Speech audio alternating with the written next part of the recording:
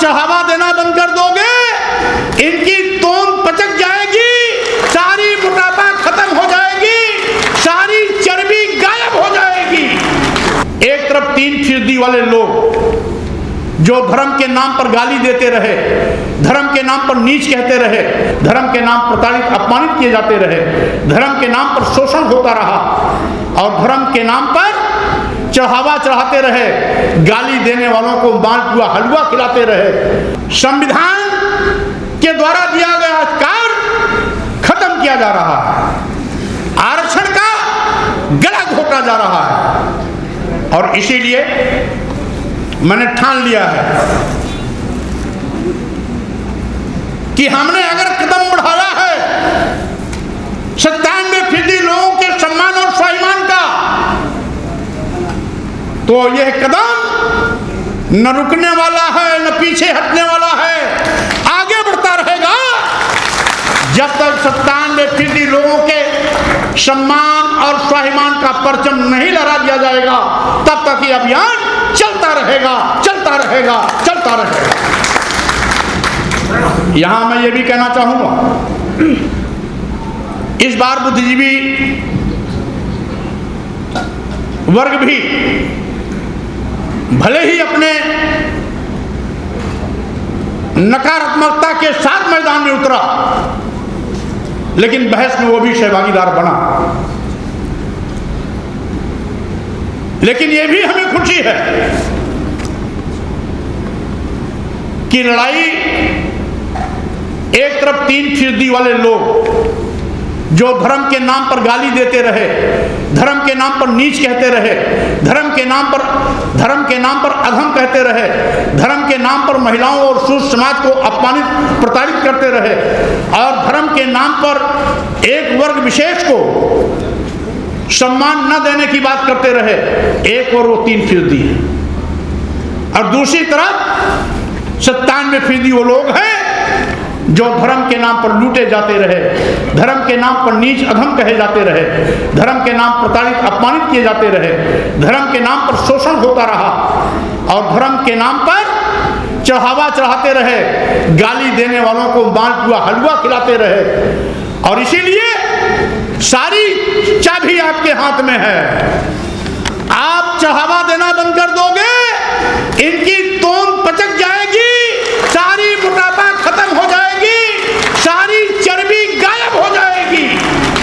इसीलिए आज हमें यह भी खुशी है कि इस बार एक बहुत बड़ा महापर्व अभी गया, बीता एक हफ्ते के अंदर। इस बार न ऊपर से कोई हेलीकॉप्टर फूल बरसाया, न कोई विशेष व्यवस्था हुई और भीड़ भी 60% घट गई, मात्र 40% रही जो सड़क पर कांवरियों के रूप में चला करते थे। इस बार किसी ने देखा होगा तो भीड़ गायब हो गई। यह विचार विमर्श का नतीजा रहा।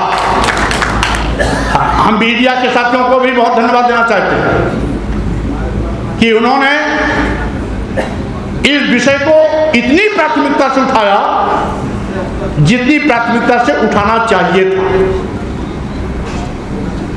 महिलाओं को सम्मान दिलाने के लिए और इस देश को, देश के वंचितों को नीच अधम अपमानित प्रताड़ित किए जाने से बचाने के लिए उन्होंने इस मुद्दे को बड़ी बरीता के साथ उठाया, प्राथमिकता के साथ उठाया। इसलिए मैं उनको भी धन्यवाद देता हूं। अभी 4 दिन पहले मैं महाराष्ट्र के कार्यक्रम में गया था, क्योंकि इधर हाउस भी चल रहा है, कार्यक्रम तो बहुत देशों प्रदेशों के मांगे जा रहे हैं, मैं नहीं दे पा रहा हूं। अब चूंकि विनोद मिलिंद जी ये मानवर कांसीराम साहब के सहयोगियों में से रहे हैं, शुरुआती दौर से हमने इनको देखा है, इसलिए इनके सम्मान में मैं नाम नहीं कर पाया। जबकि आज बजट प्रस्तुत होना था, मुझे हाउस में रहना चाहिए था, लेकिन मिलिंद जी की बात को मैं काट नहीं पाया, इसलिए आपके बीच में दौड़ा चला आया। तो साथियों, मैं विशेष रूप से मिलिंद जी और इनके आयोजक साथियों को बहुत धन्यवाद देता हूं जो इन्होंने जल्दी जल्दी में इस ऐतिहासिक कॉन्स्टिट्यूशन क्लब में कार्यक्रम बुला करके आप सबसे मिलने जुलने का अवसर दिया। हमें खुशी है कि इस अभियान में आप सभी मजबूती से खड़े हैं। तमिलनाडु से अभी एक हफ्ते पहले टीम आई थी, यानी जिस दिन हमको महाराष्ट्र जाना था उसी दिन तमिलनाडु की भी टीम आई थी। महाराष्ट्र ये भोपाल में भी आयोजन वाले हमें आमंत्रित किए थे, क्योंकि उस दिन मेरा कार्यक्रम लगा था, मैं जा नहीं पाया। तो हर जगह है से जो आवाज आ रही है, हमें लगा कि एक स्वामी प्रसाद मौर्य नहीं बोल रहे हैं, इस देश का हर नौजवान स्वामी प्रसाद मौर्य बनकर के बोल रहा है।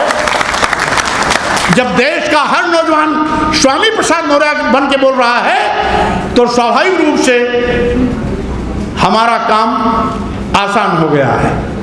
सबकी ताकत मिलकर बड़ी ताकत हो जाएगी और साथ ही साथ इनको आपत्तिजनक शब्दों को हटाना ही पड़ेगा। नहीं हटाएंगे तो प्रतिबंधित करने के लिए मजबूर किया जाएगा, और अगर उसके बावजूद भी बेशर्मी पे आ जाते हैं तो जब भी सरकार में आएंगे हम इसको प्रतिबंधित अवश्य कराएंगे। भारतीय संविधान के रहते धर्म, जात, लिंग, जन्मस्थान के आधार पर किसी के साथ भेदभाव नहीं होने देंगे। इस संकल्प के साथ इस अभियान को आप सब आगे बढ़ाते रहें, मेरी शुभकामनाएं हैं। हम भी आपके साथ खड़े रहेंगे, डटे रहेंगे, और साथ ही साथ सम्मान स्वाभिमान की बात चलाई है तो सम्मान और स्वाभिमान का परचम लहरा के रहेंगे। इन्हीं शब्दों के साथ आप सभी को धन्यवाद देते हुए अपनी बात पर विराम देता हूं। देश की जनता जो गांव का, चट्टी चौराहे का, चाय की दुकान का, वो भी चर्चा कर रहा है कि पहले ट्रेड यूनियन लीडर, छात्र संघ के विश्वविद्यालय के छात्र नेतागण मांग करते थे कि निजी क्षेत्रों का राष्ट्रीयकरण हो। आजादी के बाद आप अमृत महोत्सव मना रहे हो, और इस अमृत महोत्सव में देश को कुछ देने के बजाय देश की राष्ट्रीय संपत्तियों को, राष्ट्रीयकृत संपत्तियों को निजी हाथों में देने का पाप कर रहे हैं। आज नौजवान ठगा महसूस कर रहा है।